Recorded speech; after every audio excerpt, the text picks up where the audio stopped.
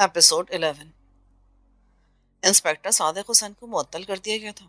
थाने का नया इंचार्ज नादर खान नामी एक शख्स था। वो ना सिर्फ रवायती पुलिस वाला था बल्कि इंतहाई जालिम और रिश्वतखोर भी था। थाने का चार्ज संभालते ही मलिक मुराद ने उसे खाने की दावत दे डाली, जो उसने खुश दिली से कबूल कर ली। इस दावत के बाद उसके और मलिक के ताल्लुकात रफ्ता रफ्ता बढ़ते हुए दोस्ती में तब्दील हो गए। मलिक हर दूसरे तीसरे रोज थाने जाकर घंटों नए थानेदार के साथ गपशप लगाए रखता था। दरअसल वो नए थानेदार को अपने मकासद के लिए इस्तेमाल करने के मंसूबे बना रहा था, इसलिए गाहे बगाहे उसकी खिदमत में तहाइफ नजराने पेश करता रहता था।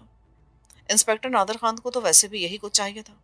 तनख्वाह से आज तक उसका पेट नहीं भरा था, क्योंकि वो एक अयाश तबा शख्स था और तनख्वाह महीने की इब्तदाई तारीखों में ही उसके अयाशियों की नजर हो जाती थी। इसलिए वो कमाने के मुतबादिल जराए ढूंढता रहता था। उस रोज भी हस्ब मामूल नादिर खान अपनी सीट पर बैठा मुजरिमों की फाइलें देख रहा था कि एक सिपाही ने उसे मलिक की आमद की इत्तला दी। उसे यहीं दफ्तर में ले आओ। सिपाही पलट गया। चंद मिनटों बाद मलिक मुराद चेहरे पर मुस्कुराहट बिखेरे अंदर दाखिल हुआ और नादिर खान उसके इस्तकबाल के लिए खड़ा हो गया। दोनों ने गर्मजोशी से हाथ मिलाया। फिर वो उसे बैठने का इशारा करते हुए बोला, बड़ी लंबी उम्र है तुम्हारी, मैं भी तुम्हें याद कर रहा था। ये तो मेरी खुशकिस्मती है खान साहब कि मेरी अदम मौजूदगी में मुझे याद किया जा रहा है। वैसे बात क्या है? शहर में एक प्लॉट देखा है मलिक साहब, बस दिल ललचा गया, लेकिन जेब इजाजत नहीं देती। समझ में नहीं आता कि कहाँ से रकम का इंतजाम करूं। आज उसकी कीमत हजारों में है, कल लाखों तक पहुंच जाएगी। जमीन की कीमत आज जिस रफ्तार से बढ़ रही है ना, वो तुम अच्छी तरह जानते हो। मैं परेशानी के आलम में इस मसले का कोई हल ढूंढ ही रहा था कि अचानक तुम्हारी याद आ गई। अब तुम इसका कोई हल बताओ। उसकी बात सुनकर मलिक के कानों में खतरे की घंटियां बजने लगी। ताहम वो एक काया शख्स था, इसलिए हर किस्म की सूरत हाल से निमटना जानता था। उसे ये भी मालूम था कि नादर खान की नजर उसकी जेब पर है। खान साहब, रकम का मसला हल हो सकता है, अगर आप जरा हिम्मत का मुजाहरा करो तो। मैं समझा नहीं, तुम कहना क्या चाहते हो? तुमने जहादाद नामी कातिल की फाइल जरूर देख रखी होगी। उसके जिंदा या मुर्दा गिरफ्तारी पर सरकार ने इनाम भी रखा है। तुम ऐसा करो कि मैं कातिल के पीछे खौर नहीं हो सकता। अरे पहले मेरी बात तो सुनो। तुम्हें कातिल के पीछे भागने की कोई जरूरत नहीं है। उसका बाप इसी गांव में मौजूद है, बस उसे गिरफ्तार कर लो, बाकी का काम मैं संभाल लूंगा।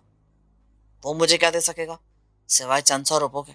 वो मैंने प्लाट खरीदना है, कोई भेड़ बकरी नहीं पालनी। प्लाट की कीमत क्या होगी? मलिक ने मौजू बदल कर पूछा। कम से कम 20,000 रुपए। 70 की दहाई में 20,000 रुपए की रकम बहुत बड़ी हुआ करती थी। और ठीक है, तुम जायदाद के बाप कासिम अली को गिरफ्तार कर लो, रकम का बंदोबस्त मैं कर दूंगा। क्या तुम अपनी जेब से दोगे? हाँ, मैं दूंगा। मलिक अयारी से मुस्कुराते हुए बोला, दरअसल कुछ अर्सा पहले वो मेरे हाथ अपनी जमीन फरोख्त करना चाह रहा था। इंतकाल भी दर्ज हो चुका था, बस उसका अंगूठा लगना बाकी था कि काम अचानक बिगड़ गया। अब अगर तुम किसी तरह उससे इंतकाल पर अंगूठा लगवा दो तो मैं तुम्हें 20,000 रुपए दे दूंगा। इस तरह हम दोनों का काम एक साथ हो जाएगा। वाह मलिक साहब, तुम्हारे बच्चे जिए। मैं आज ही कासिम अली पर हाथ डालता हूँ। तुम फौरन पटवारी से मिलकर मामला तय कर लो। अंगूठा तो कासिम अली का बाप भी लगाएगा। मेरा नाम नादिर खान है। मुझसे तो शैतान भी पनाह मांगता है। कासिम अली तो एक कमजोर सा इंसान है, उसकी औकात ही क्या है जो मुझे इनकार कर सके। बस, तो फिर इसी खुशी में तुम आज रात का खाना मेरे यहाँ खाओगे। दरअसल आज मेरे बेटे चंद दिनों के लिए गाँव आ रहे हैं और मैं उनके एजाज में खुसूसी दावत ताम का एहतमाम कर रहा हूँ। कॉलेज के हॉस्टल का खाना खा खा कर वो दोनों यकीनन तंग आ चुके होंगे। जरूर आऊंगा मलिक साहब, भला तुम जैसे दोस्तों को भी कोई इनकार कर सकता है?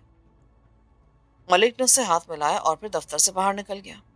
उसके जाने के बाद नादिर खान ने फाइल बंद करके उसे एक तरफ रख दिया और सर को कुर्सी के पुर्ज से टिकाकर सोचों में खो गया। मलिक उसे रकम हासिल करने का जो तरीका समझा गया था वो इतना आसान भी नहीं था, लेकिन कोशिश करने में हर्जी क्या था। किसी भी ऊंच नीच की सूरत में वो सारा नस्ला बआसानी मलिक के सर पे गिरा सकता था। वो सिर्फ नोटों का दोस्त था। मलिक जैसे कई और मलिक और वडेरे वो अपनी सर्विस के दौरान उंगलियों पर नचा चुका था।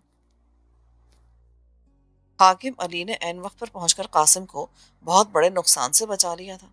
गुजर औकात के लिए उसके पास इस जमीन के टुकड़े के अलावा कुछ भी ना था। बड़ी मुश्किल से गुजारा हो रहा था। वो अक्सर सोचों में गुम रहा करता था। इकलौते बेटे ने हाथ में बंदूक थामकर बज़ाहिर उसकी कमर तोड़ दी थी, मगर वो जैसे तैसे जिंदगी के दिन गुजार रहा था। जहादात के मुतालिक उसे नसीर की जुबानी ये बात मालूम हो चुकी थी कि वो पुलिस से बचकर किसी अनजानी मंजिल की तरफ निकल गया है। वो हर रात बेटे का मुंतजर रहा करता कि शायद किसी तरह वो छुप छुपा कर मिलने के लिए आ जाए, मगर हर सुबह की पहली किरण के साथ उसकी ये उम्मीद दम तोड़ देती। जब से जहादात मफरूर हुआ था, वो उसकी सूरत देखने के लिए तरस गया था। सकीना और उसकी माँ अलग से जहादात को याद करती रहती थी। हाकिम और उसकी बीवी भी हर दूसरे तीसरे दिन उनके घर का चक्कर लगाते थे। उनका पहला सवाल जहादात के मुतालिक ही हुआ करता था, जिसका जवाब कासिम अली हमेशा सर को मायूसी से हिलाकर नफी में दिया करता था। आज शाम के वक्त जब वो दिन भर का थका हारा चारपाई पर लेटा तो बहुत उदास था। उसे शिद्दत के साथ जहादात की याद सता रही थी। ऐसे ही वक्त में खदीजा बावर्ची खाने से निकलकर उसके पास पहुंची और उसके सामने धरी दूसरी चारपाई पर बैठते हुए बोली, क्या बात है, आज तो तुमने नमाज भी नहीं पढ़ी? खैर तो है? कहीं खुदा ना खास्ता तुम्हारी तबीयत?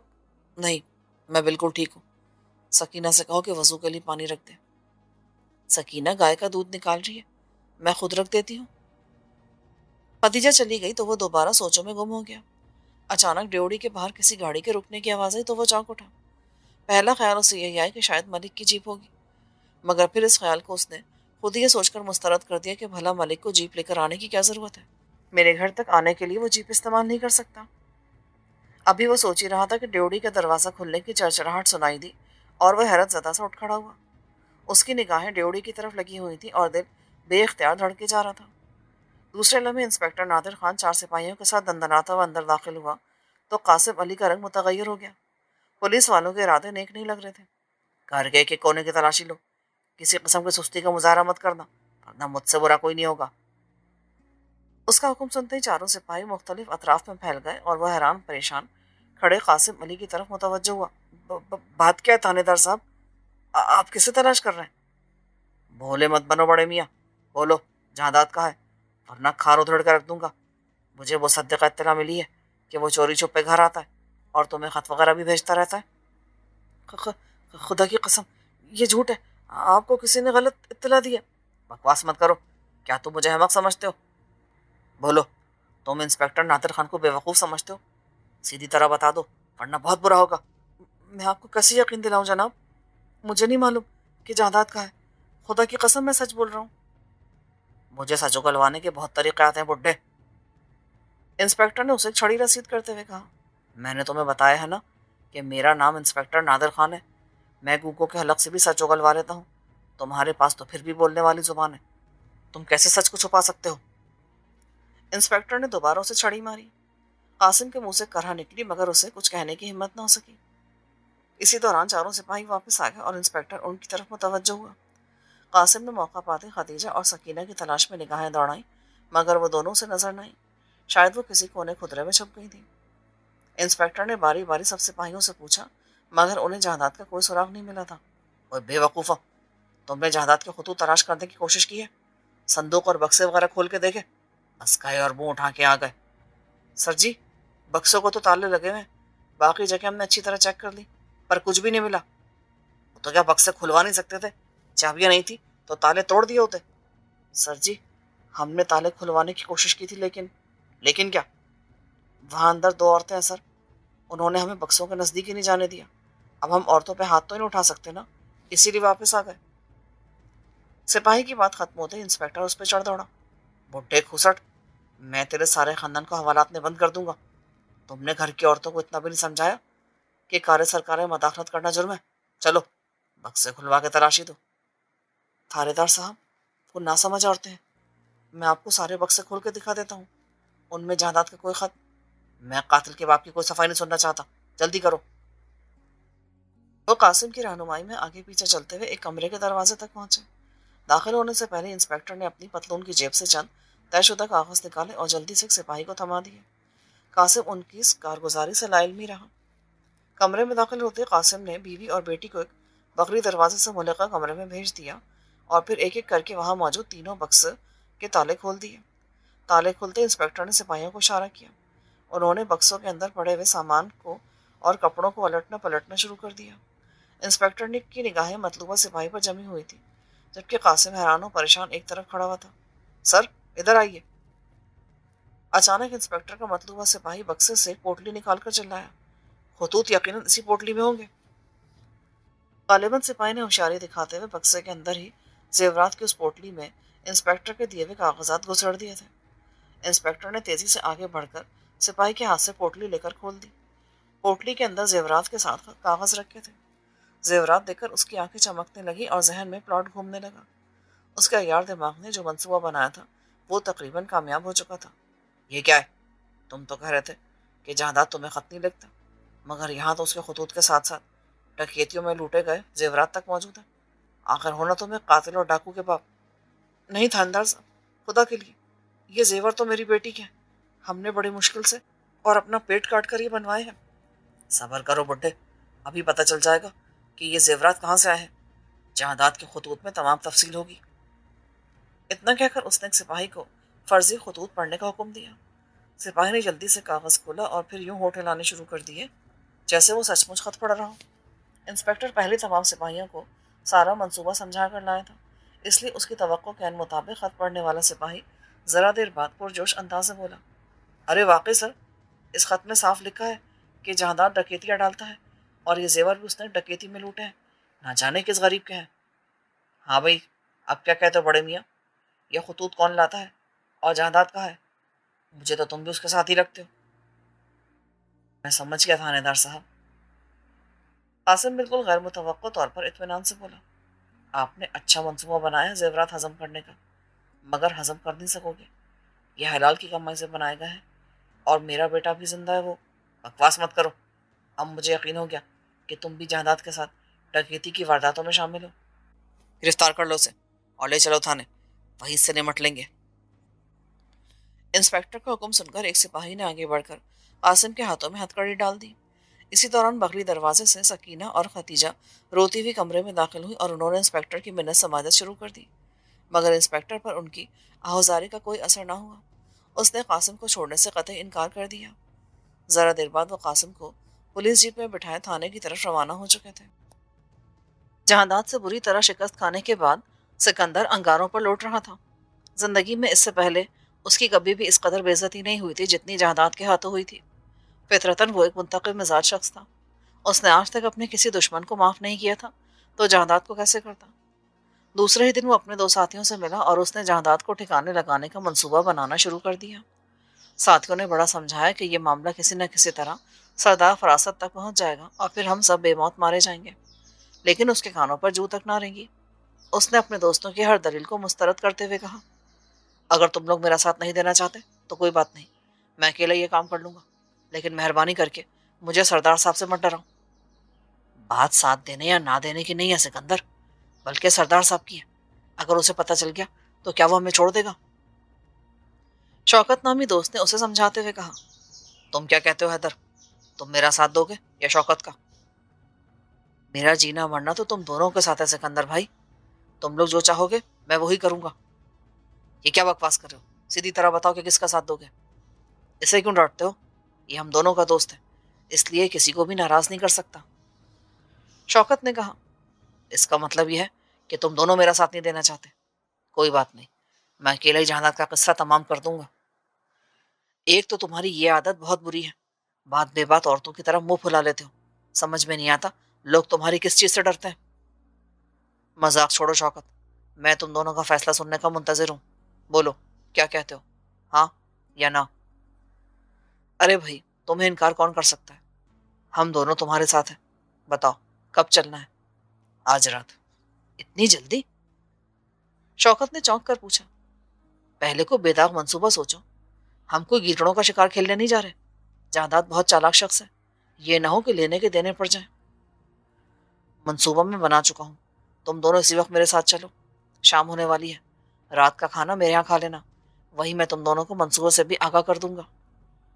चलो, जैसे तुम्हारी मर्जी, मैं क्या कह सकता हूँ। थोड़ी देर बाद वो दोनों सिकंदर के साथ उसके घर का रुख कर रहे थे और शौकत आने वाले वक्त के मुतालिक सोच सोचकर परेशान हो रहा था। अभी से उसके जिस्म में सनसनाहट होने लगी थी। ना जाने आने वाले लम्हात उसे क्या क्या मंजर दिखाने वाले थे।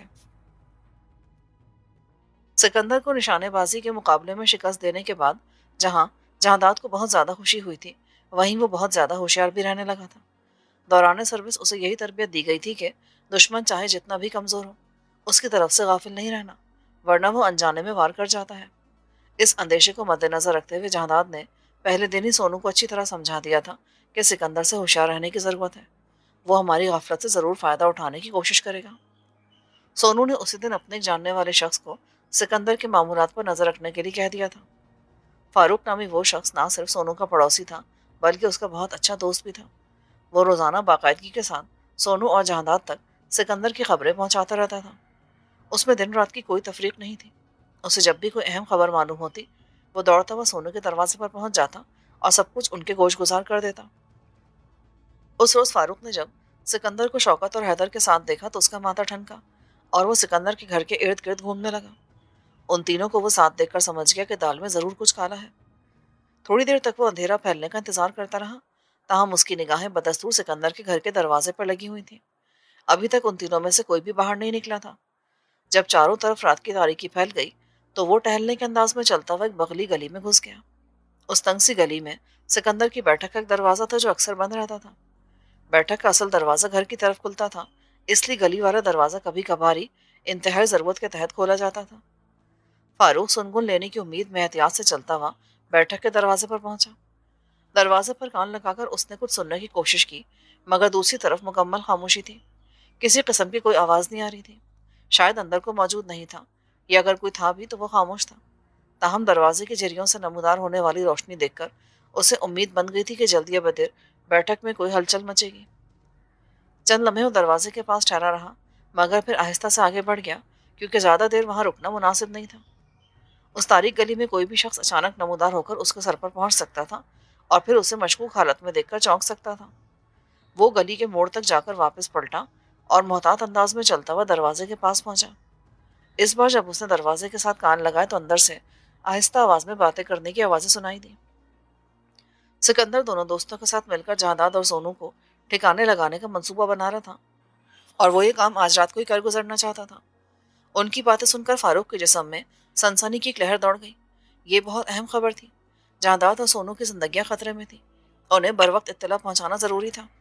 अब मजीद कुछ सुनने की जरूरत भी नहीं रही थी।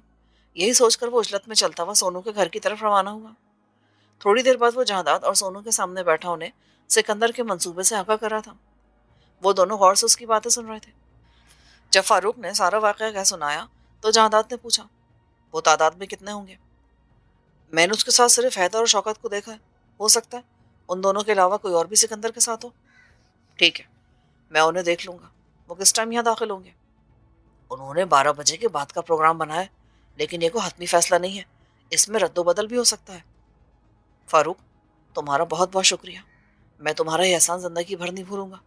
तुमने मेरे लिए बहुत कुछ किया है। अरे, शुक्रिया किस बात का? तुम सोनू के दोस्त हो, इस निस्बत से मैं भी तुम्हें अपना दोस्त समझता हूँ। फिर एहसान कैसा? इस जंग में मैं तुम दोनों का साथ दूंगा। नहीं, मैं ऐसा कभी नहीं चाहूंगा। सिकंदर की दुश्मनी मुझसे है, मैं खुद ही उससे निमट लूंगा। तुम दोनों को मेरा साथ देने की कोई जरूरत नहीं है। मैं तुम लोगों को अपनी दुश्मनी की आग में नहीं झोंकूंगा। ये आग तो कब की मेरे घर तक पहुंच चुकी है। सोनू बोला, मैं तुम्हारा साथ दूं या ना दूं, इससे कोई फर्क नहीं पड़ने वाला।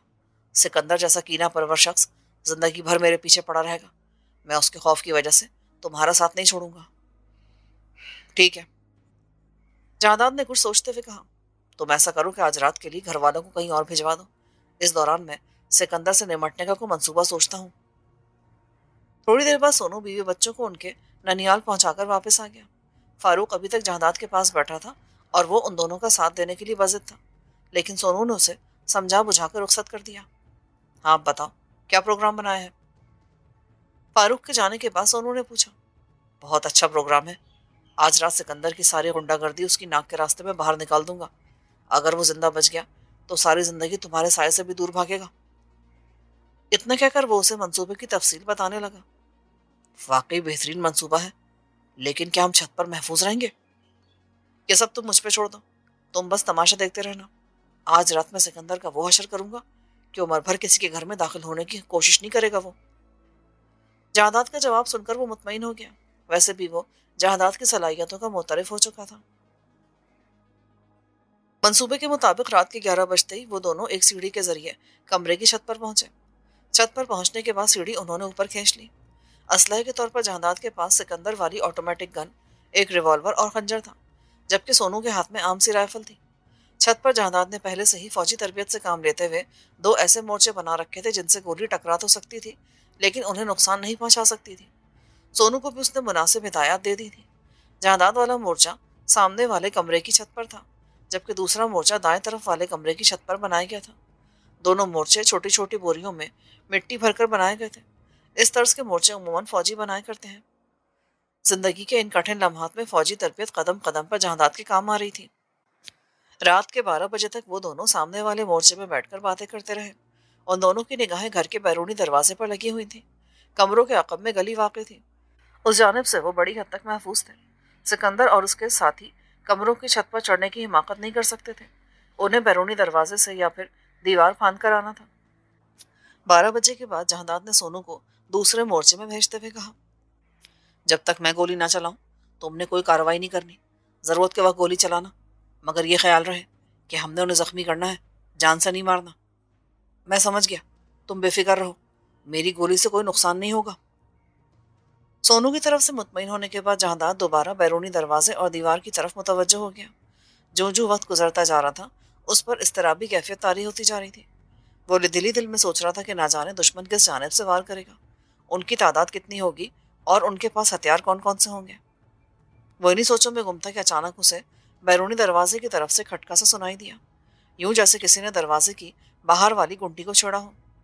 खटके की आवाज़ सुनकर उसने फौरन सोनू को होशियार रहने का मखसूस इशारा किया और फिर गन सीधी करके दरवाजे की जानिब मुतवज्जो हो गया। उसकी आंखें सर्च लाइट की तरह दरवाजे, दीवार और सहन में घूम रही थीं। दिल की धड़कन मामूल से कुछ तेज हो गई थी।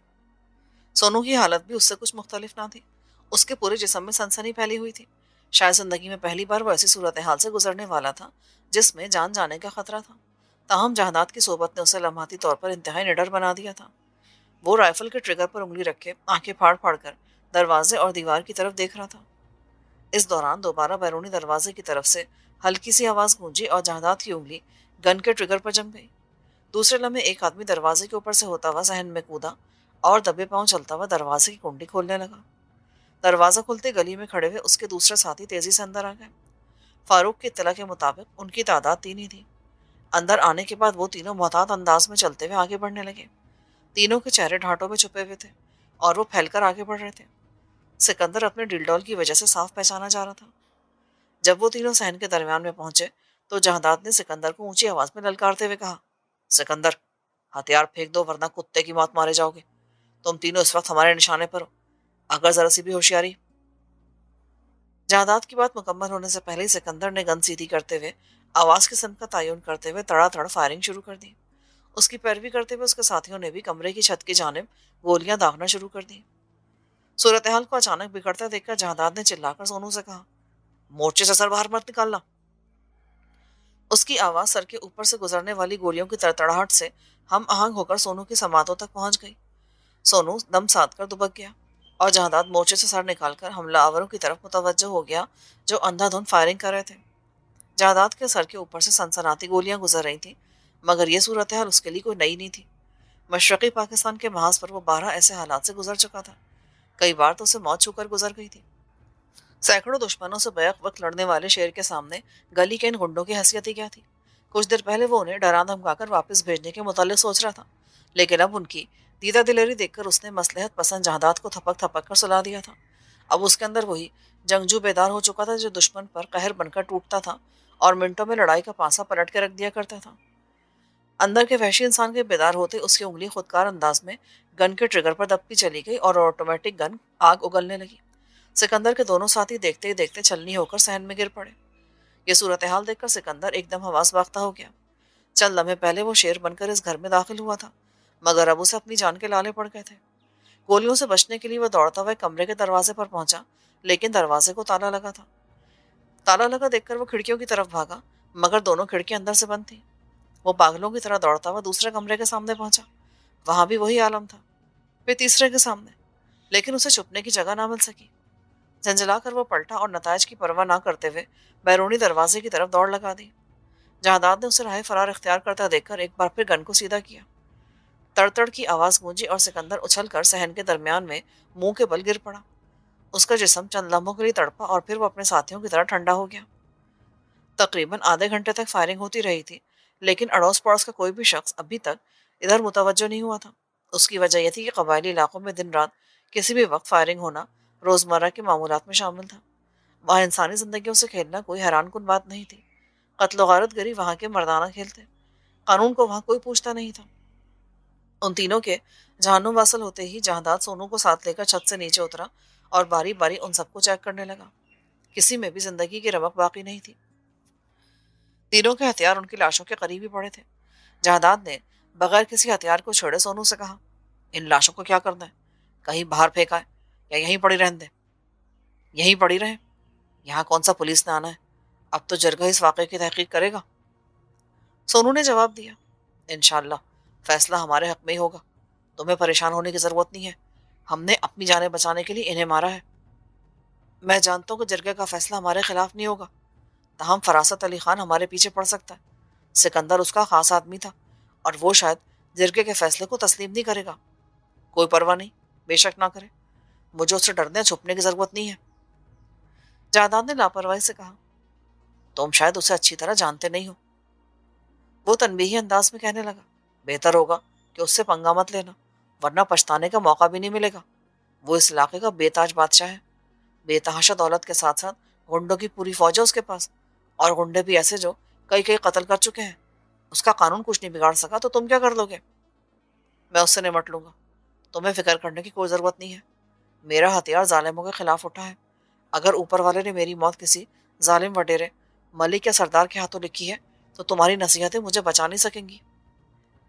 इसके बाद वो चंद लम्हों तक इसी मौजू पर बातें करते रहे, फिर आराम की गर्ज से एक कमरे की तरफ बढ़ गए।